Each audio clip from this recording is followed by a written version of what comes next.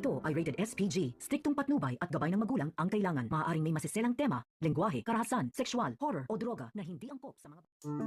Dito na nga ngayon madidismaya itong si Vincent dahil matapos ang 3 buwan na iangat niya ang kumpanya ng kanilang angkan na Cabrera News. Sa kasamaang palad sa mismong kaarawan nitong si Arthur ay dito niya iaanunsyo ang bagong CEO ng naturang kumpanya at dito ikinagulat ng lahat dahil inaasam-asam pa naman ni Vincent na siya ang gagawing bagong CEO tulad ng ipinangako ng kanyang amang si Arthur.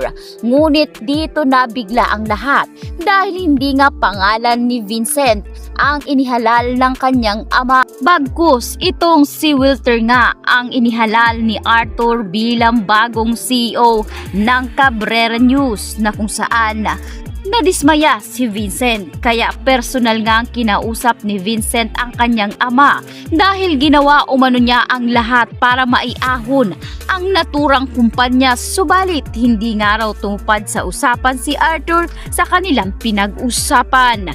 Dito na galit si Arthur na sinabi kay Vincent na walang silbi ang pagiging Cabrera kung hindi umano nila ilalagay itong si Wilter kaya wag umanong masamain ni Vincent ang kanyang desisyon dahil para ito sa kumpanya at hindi sa sariling interes lang nitong si Vincent.